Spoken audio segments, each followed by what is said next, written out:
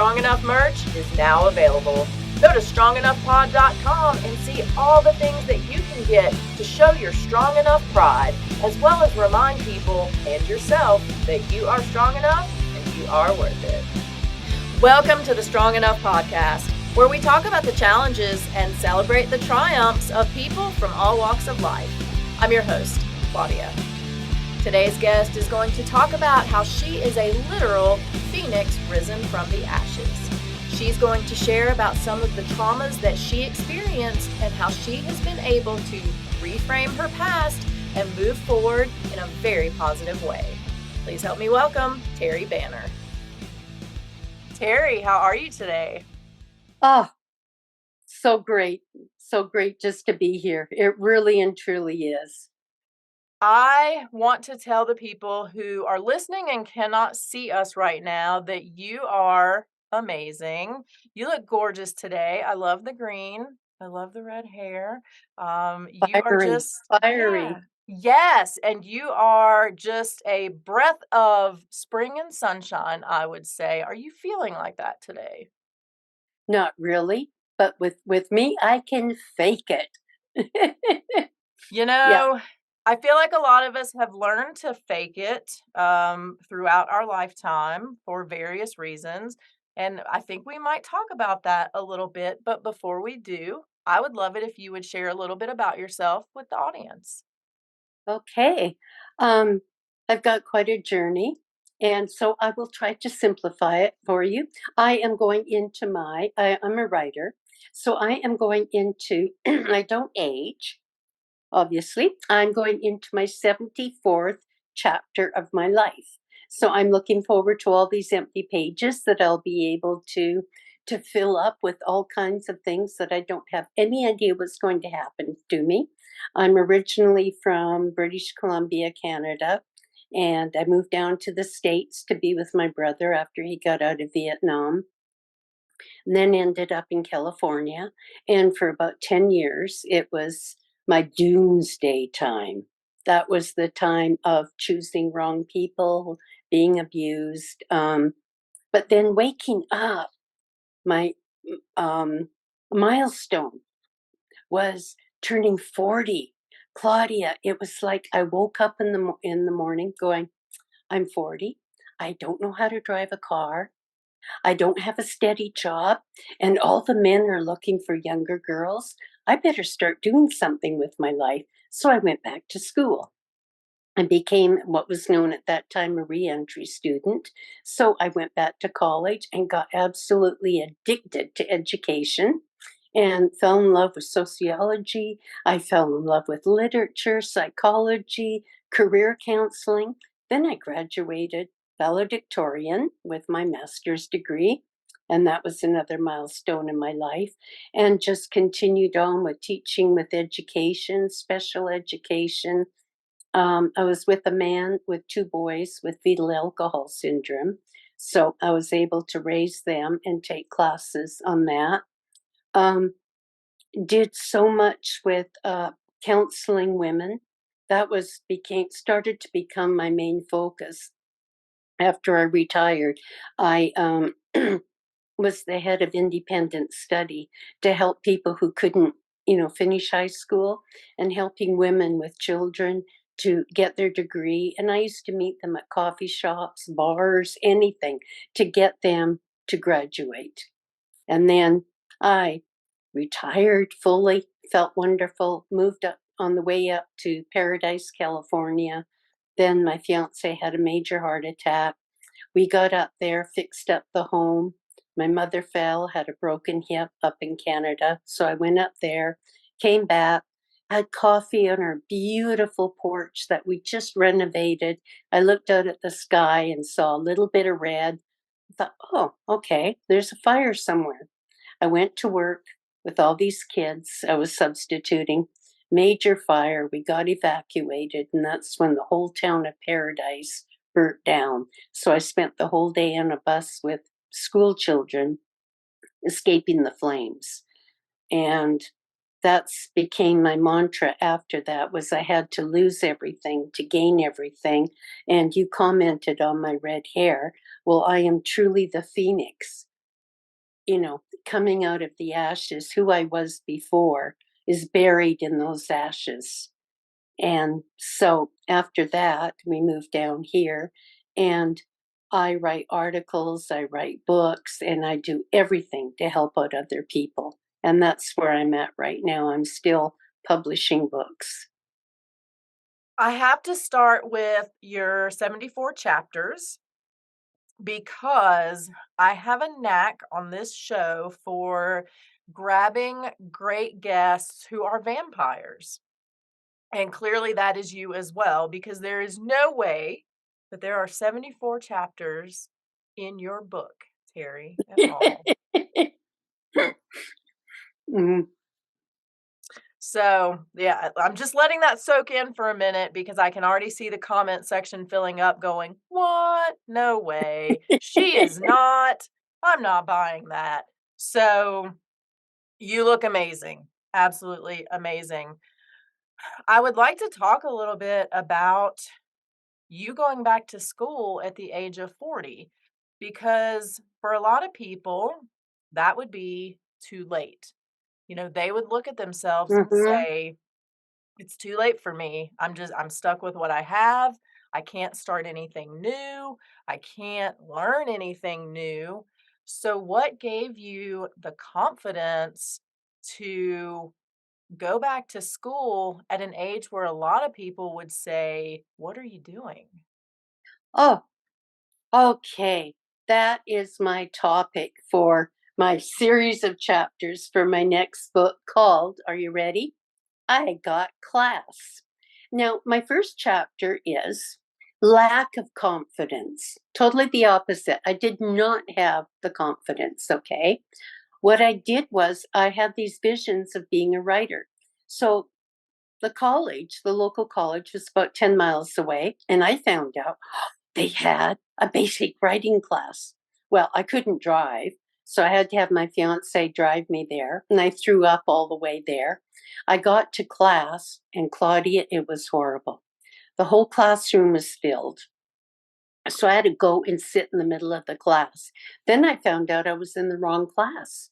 It was a basic grammar class, which I could have had in sixth grade.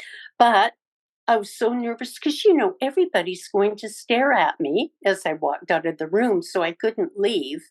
And I thought, I've got nothing better to do this summer. I might as well just take this class and I know I can ace it. And then about halfway through the class, Miss Walker had written on the board, she was trying to teach us about the new rule of the comma. So she wrote tomorrow, comma, tomorrow, comma, and tomorrow. Well, there's me, my mouth opened, and in a very loud voice, tomorrow and tomorrow and tomorrow creeps in this petty pace from day to day to the last syllable of recorded time. And then I just sunk into my seat. I was so embarrassed. She took me aside and said, "You've got that gleam in your eye. You're addicted to education and reading. I'm giving you to this counselor." And we got together and he said, "You are a reentry student. You've got what it takes. History teachers love you because you've been through the history." So then I noticed in the cafeteria they're getting ready for homecoming. But Claudia, there was so much apathy. Nobody seemed interested. So I said, wouldn't it be great if we had a grandpa and grandma homecoming? Because a lot of, the people at my table were older and had grandkids. So I started up a club called the Rascals, the Reentry Adult Students and Learning Society. So we all wore our red jackets and helped out other people that were coming through school and did fundraisers for the daycare. And I was just a real rebel rouser, but it all came. And I never felt confident, even when I went for my master's degree. When they called my name, I was waiting for them to say, "Whoops, there's some mistake here. You don't belong in this class." But I stayed it out. You know, what you just talked about reminds me a lot of imposter syndrome, and that Yes, that is thank you. something absolutely. I have struggled with for a lot of my life. And I like to think that I have finally kicked it, but it has taken a minute, Terry, to do that. So, what would you say was a turning point for you in kicking or at least tamping down imposter syndrome? Okay, I got the phone call in my master's program that it was unanimous that I got the valedictorian, the first time unanimous decision for a 2-year program. So I walked into my professor's office and I said, I don't understand this.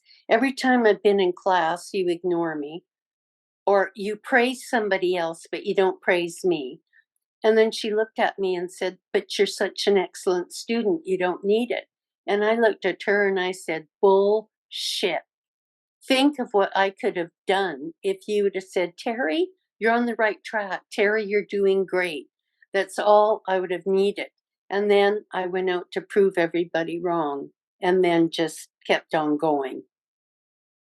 So, gosh, as you look back, do you think that kind of being ignored or not being praised and pushed actually fueled your fire to do even better? Yes, because it stirred up my anger. Yeah. And then I'm joining I'm a major part of AAUW, American Association of University of Women, and looking at how women have been ignored, in classes and going on. And even with my name, TK Banner, there's a couple of reasons for using that. One was if you write letters of complaints, if you put down a female name, they won't take you seriously. But if you put the initials, they think you're a man and they will respond to you. And have you seen that in Yes. your own experience? Oh, yes. That's very interesting. Would you say because you're still claiming that you have 74 years, uh, so we're just gonna pretend that that's true, have you seen a change in how women are treated or how they impact different things in that time? Is it getting better, or do we just pretend that it is? Hmm. It's hard for me to say without, the demographics. But what I've seen in impoverished areas where I was teaching, um, I've still seen girls being ignored or girls still looking for, the social media, everything. And it's such a shame because there's so many opportunities out there, and I get so frustrated when I'm trying to elevate girls because they have everything online that they can be doing to learn. But there are women out there making a change. So, yeah. I mean, we're doing what we can right now, Yes. I would Oh, yes. definitely say. I want to talk to you a little bit about online and social media. I had an interesting conversation today with somebody who had some guests over, and this person is about your age, and her guests were teenagers. And she said she could barely get a word in because they spent their entire visit on their phones and just looking down. And when she could Mhm. get a response, it was a, yeah, I don't know. There was no substance.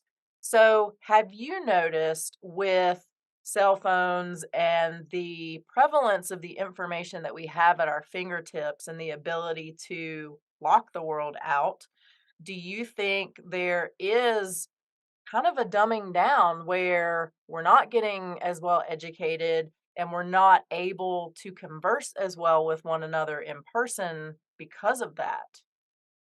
Oh, this has been my fight for so many years, like with the classroom and independent study and the college and noticing this. And one of the things I'm really afraid of, and this is a really big fear in my life, is when I was growing up.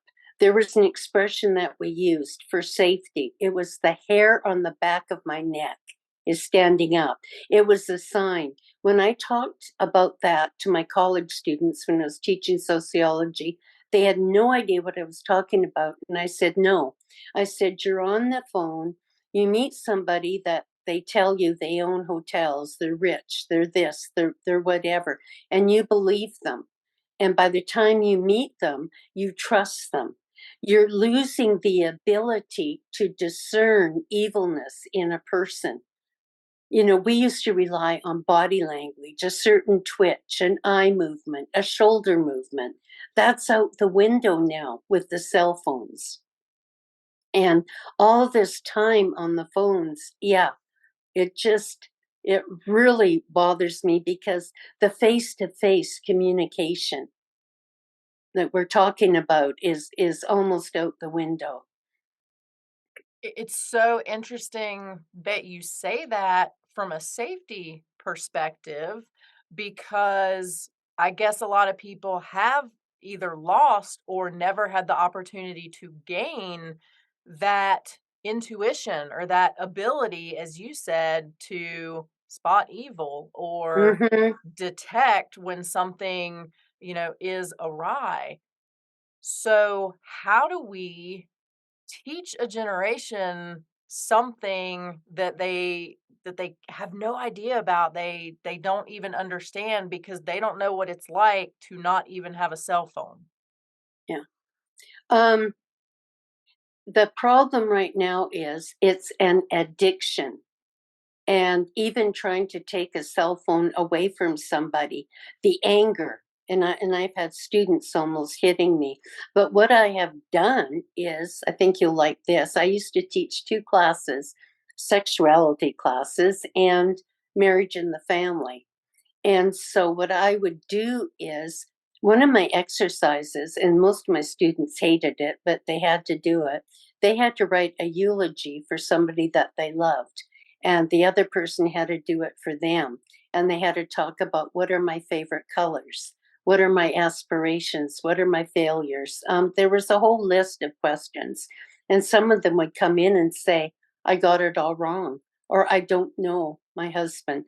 And so I would do so many exercises of who am I? Because we've got no right even to get in a relationship with somebody if we don't know what our values are.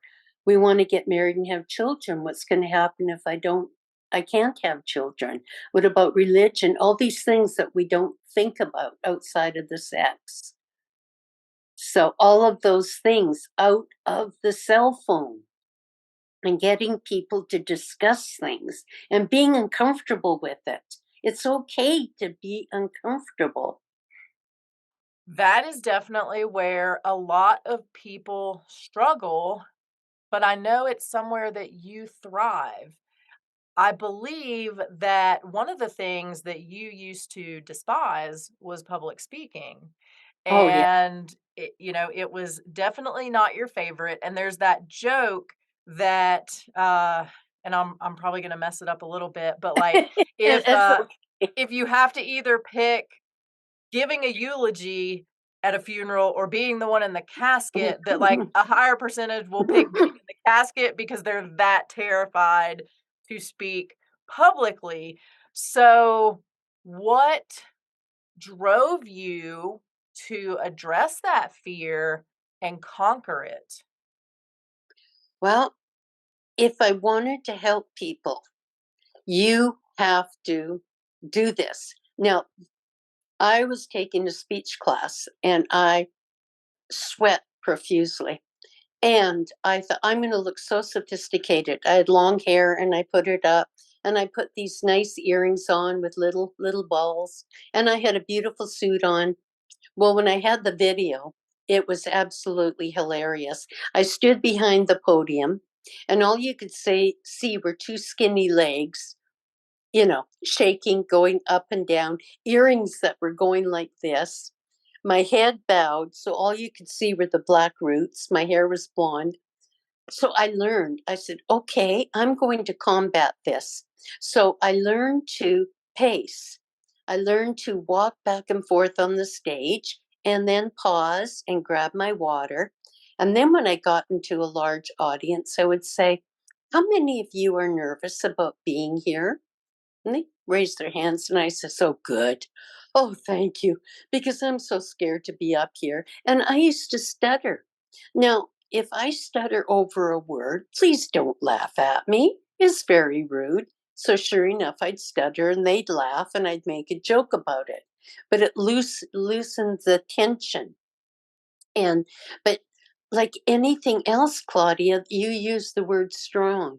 If we want to help, we have to be strong. We have to overcome. How can we help out other people if we don't face our own demons? You are so right about that. I want to talk about another instance of you being incredibly strong, and that is when you lost everything in that fire. I can't imagine going through something like that. What was it like, to see that glimmer of red and think there's a fire somewhere, and then, just a short time later to know that yes, there was, yes, there is, and it's taking everything that I have? Um, the whole well, it was just absolutely. I had to go through counseling for such a long time because escaping the flames and being on the school bus with the children, and it was something else. But that night, the realization, I mean, I used to be such an absolute clothes horse. I mean, I had matching outfits from the earrings, the hats, the shoes, the jewelry. Oh, I had everything. Okay? Yeah. So anyway, that night before we found a place to stay, we walked into Walmart, toiletries, bra, panties, toothbrush, and looking at this little sack going, this is all I own. And then 2 days later, finding out that our house was destroyed. And what got me was okay, I'd lost everything. But then on my phone, I'm an avid reader. I had all my books on my phone from Wayne Dyer, Deepak Chopra, Miguel Ruiz, Bruce Lee. All my teachers were on the phone. And I remembered Deepak Chopra saying, knowledge is useless unless it's applied. And I thought, wow. So my counselor said, you've put all your fears, your anxiety in your journals. Let's put them into a book. And that's what helped me again to help other people. I use my books to help out other people who were victims. And I'm not a victim, I'm a survivor. But yeah, have to lose everything to gain everything. And remember, too, it's not what happens to us that causes stress, it's how we define it. I And love that. That is such a great perspective because, again, so many people in your situation would have just crumbled. And maybe you did crumble for a minute, mm-hmm. but you had the strength and the wherewithal to climb back up. And I mean, I feel like you're probably still a clothes horse because I see a super cute outfit, at least what I can Oh, see yeah. wearing. Oh, yeah. So, A fun one. Yeah. what was it like deciding to go to therapy? Because that's another hot button for a lot of people, is admitting that they need help and then taking a step to actually get that help. So, what led you to that decision? Well, when you have the nightmares because of the like being on the school bus, thank goodness I was with special ed children and, putting the coats over them and everything so they couldn't see the flames, but hearing the screams of the people and the propane tanks. Anyway, it was, the nightmares and then my own physician because I'm a health nut and I refuse to go through antidepressants. And I mean, he said, okay, let's give you antidepressants. And I said, why? It's legitimate. I'm supposed to be depressed right now. Let me get through the feelings. But then it was, you're going to need help to weave your way through this. And I'm smart enough to know that it's either that or the pills. And I refuse to take the pills. What would you say? is the biggest lesson that you learned about yourself in going through that trauma and coming out the other side? Is the fact that, and I joke, but it really is no joke that I am literally Phoenix rising up from the ashes.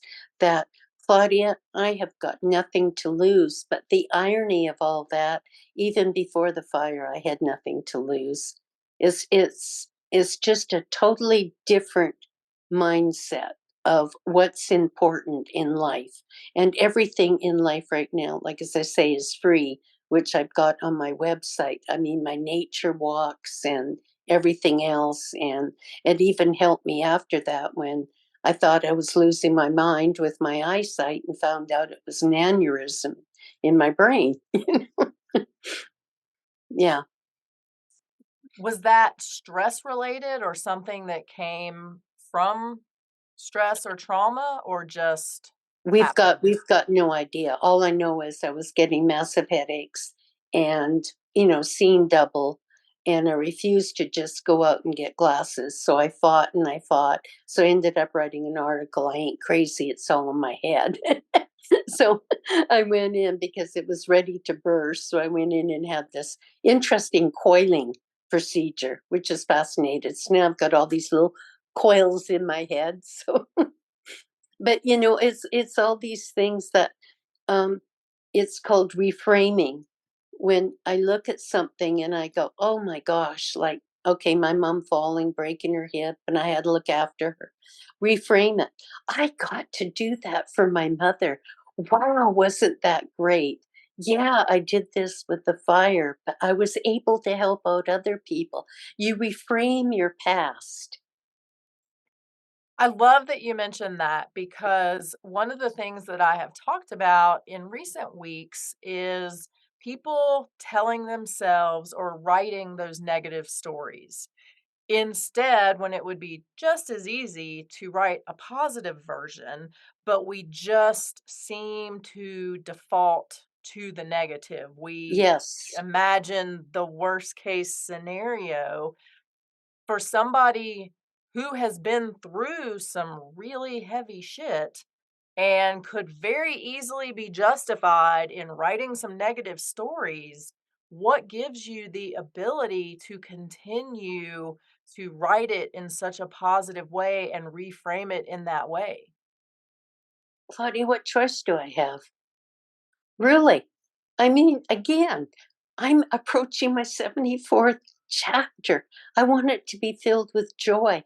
There is Oh, I'm right into right now the Netflix movie with the Dalai Lama, who, if you're ever depressed, just turn on and listen to him giggle. I mean, you'll be happy for 4 days straight. Anyway, he's doing this whole thing on joy. And he's with Tutu of Africa. Of course, he's since died. But they had a scientist on there who proves that those people who go out and help out other people and do what we're doing, oh, guess what? It leads to longevity in life. It leads to better health. It leads to better mental health. I mean, there is no choice, Claudia. Isn't this how we're supposed to be living our life? With His Spirit leads us to joy. I wish that more people had that attitude. I believe that it can happen. Why do you think there are so many people who choose to write that negative story? Because that's all they know. When you're looking, okay, you and I have both you worked with people in abusive relationships, or because that's all they know, and we are trained to fear the unknown, and we don't recognize our own strength. Okay, one of my books that I wrote is called Untie the Knot and Cannot. And it goes through how we are socialized to believe we can't do things. And we need to be turning that around, that we can do things. But if we believe we can't, we're stuck. And it's just, and then there's a payoff. Remember, for every behavior, there's a payoff for it. So even if you're sick all the time or you can't hold down your job, what is your payoff? You get sympathy. Nobody expects anything of you, and you don't have to go out there. I mean, this takes strength and courage to do what we're doing, and a lot of people can't do that. I want to talk a little bit more about your books because I know that you write them to help other people. How cathartic though has it been for you to go through the writing process and produce some amazing work that you know is going to make a difference in other people's lives? Okay, the first book, Rising from the Ashes, of course, coming out of my journal. And then my readers wanted this, more information. So I wrote Smoldering Embers of Paradise. So, of course, that helped me through that. And plus counseling other people. So that helped that. And then I got the idea because when I was teaching sociology, I was looking at all the impacts on our life from birth. So that's when I decided to write Untie the Knot and Cannot. And what I did was I wrote it in third person, but it was really about myself, about my mother, how she brought me up, my father, different teachers, social media, culture, all of these different things. And that really helped me reframe my life of thinking, oh my God, excuse me, I'm on the pity pod here, but this is what happens to us. So if we don't know any better. Now, then my last book, that was my baby, Best Friends. I wanted to celebrate women's courage from the 1920s, 30s, 40s, 50s, and 60s and celebrate them. I spent 2 years of nothing but research of what women did and found out their stories. They had women on horseback, delivering books up in the mountains during the Depression. The pack horse librarians. I didn't know any of those things, and knowing different things about Eleanor Roosevelt. But it was my baby because before I died, I was going to write my historical novel. I was going to do this, and now I finished another one, which I'm going to get published. So, yeah, and it was the idea, Claudia. I've got another article called She Did, because my motto is I don't want to be sitting in my rocking chair when I'm 85 going, oh, I wish I'd have gone back to school. Oh, I wish I'd have done this. No, I want on my tombstone to say she did. And that was Best Friends. She did. I did it. I love that because I even look back and, there are things that I wish I had done or wish had been done differently. But at the same time, I know that everything that happened brought me to this place and Yes. to what I'm able to do now. So, is there anything looking back that you just wish you had one shot at that you haven't yet done? Oh my gosh. Oh, no, that's really. um You know what? No, I can actually say that I have been going out and doing what I want to do. I'm trying more and more to get out of my comfort zone. I'm even writing a blog now, which I've never done before. Just trying out different things, and who knows what I'll be doing next year. I've got no idea, and I don't care because I'm living in the present. How how empowering and how amazing is it to be able to say that, because again, so many people just sit by the wayside and don't get out there. They don't get out of their comfort zone because it's easy to just stay here even if I'm not happy. So, how great is it for you to be able to say, "Yeah, I'm doing some crazy stuff. I like it. I'm getting out of my comfort zone. It's amazing." Yeah, yeah, there's this woman that lives in this community. Her name's Stacy. And I just met her and I says, "Oh my God, I want to be your best friend." She has different parties of oh, trivia parties, and a party of people would bring over the foods that they ate when they were kids, and she makes up these different things and dances all over the place and doesn't care. And I'm thinking, that's what I'm going to be. I'm going to be this 85-year-old hippie dancing around and flowing and playing with the music. It's wonderful. I want to come to one of these parties. These sound I know. amazing. I know, huh? Be young forever. Yes. Yes. Tell me, what is one of the craziest out of your comfort zone things that you've done? Oh my gosh. Well, the one thing with the Rascals, um, oh, I've done so many. I love it. I mean, when I was working at Cal State San Bernardino, they had built a new career center. And so they were having, an opening day party.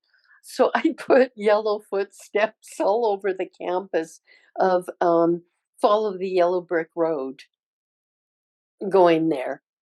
And just doing spontaneous things. That's exactly what I love to do. Like, and just starting up the Rascals, that was just so much fun. My favorite movie is The Wizard of Oz. So you're speaking to me right there with the Yellow Brick Road. One of the cool quotes from that movie that I had mentioned before is, "You had the power all along, my dear." Yes. Do you think that we can get women and men, I guess we'll let them in on it too, to truly start believing that for themselves, that the power truly is within us to make things happen for ourselves? Oh my gosh, you and I are so on the same wavelength.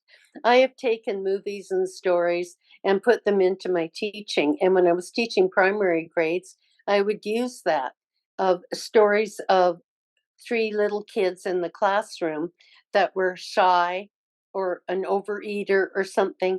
And I would do that with them. They'd be the characters in there, they would be the heroes. But we have to start when it's young. Like from South Pacific, we're carefully taught to hate before we're 6 or 7 or 8. And that's all about our socialization. We have to use the vocabulary and telling everybody that we are okay. We're more than okay. And it's okay to go out there. And I used to tell my students, is there an eraser at the end of a pencil? Because we're supposed to make mistakes. You know, a lot of people call that failing forward because it's not, I mean, it is a mistake, but if you learn something from it, then it just becomes part of your story and then part of what helps you become successful. Would you agree with that? Oh, definitely. There was a true story. It was a movie in the 1970s called the Marva Collins story. And she would take all these kids from the projects and kids that were failing, kids that were supposed to have an IQ of 88. And she put on the board, Welcome to Success. And she just believed in all these children. And like as I say, a true story where she had all these kids doing 12th grade work by the, 6 and 7 and 8-year olds doing this because they didn't know any different because she believed in them. And that's my true inspiration. And when I watched that movie, I used to teach all these long vocabulary words to young kids. They didn't know they were difficult. I was just spouting them out so they would, repeat them and know what they meant because they expected it of them. I think that is fantastic and it's a great way to teach people. I want you to put on your teaching hat for a second, or your fedora or your visor, whatever head accoutrement that you would like. And I would like for you to give advice to those people who say they want to step out of their comfort zone, they want to get a little uncomfortable, but they're scared. Teach them real quick to get out of that comfort zone. I am so glad you're scared. I am so glad that obviously you've been pondering this because the first step with everything is called disease. Now, I'm not talking about disease like the flu, which we've had, but disease is DIS hyphen EASE, which means out of whack. There's something going on in you that doesn't feel comfortable. It's making you uncomfortable. It's making you ill at ease. That is such a wonderful sign. Do not fight it. That's a sign that something has got to give. It's like a shift. And the second sign that goes along with this is awareness. You are aware of this. And so that goes into starting in with journalizing. You start rambling, you start taking time for yourself and start putting your thoughts on paper. Thinking about your dreams as a child. Did you want to draw? Sing. When was the last time you sang? When was the last time you had a good belly laugh? Thinking about those different things and thinking about, you know what? I'm okay.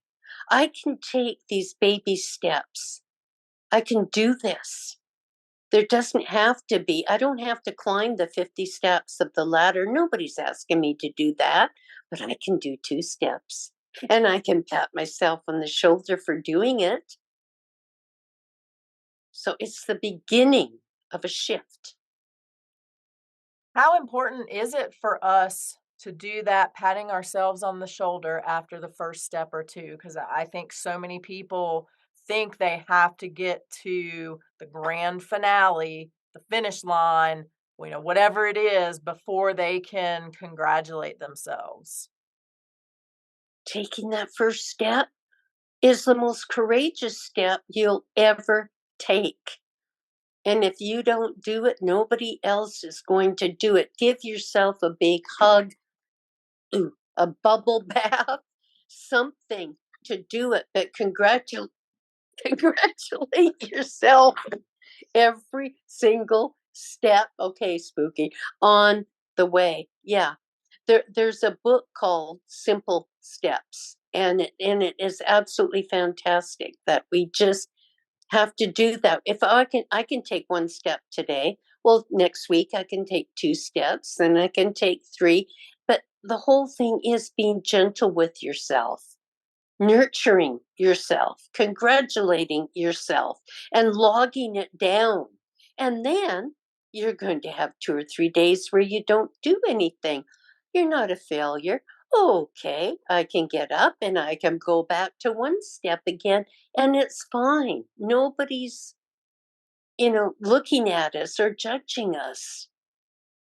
I love it. So I want everybody listening and watching to think about that one first step that they can take towards something meaningful in their lives. Terry, I want to switch gears with you real quick before I let you go. As you know, I very much love tattoos. Because I will never get tattoos on my neck or face. You cannot see any of my tattoos today because I do have on long sleeves. Now, I know that you don't have any tattoos. However, I believe that you should get one and it should be of a phoenix. And if you do that, I have the perfect person for you. However, I know that you have a pretty cool tattoo related story from your time as a career counselor, and I would love it if you would share that with us.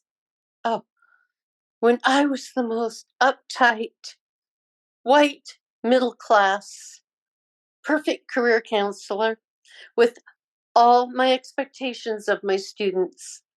So I came to the point in my wonderful career class on interviews. Now, when you go to an interview, one must dress appropriately. Men must wear their white shirts and their black pants and, no piercings. So this was the time of the piercings of the mouth and the nose. And so, of course, I had one young man in his t shirts and, full sleeved. and the piercing and his hair every which way. Okay.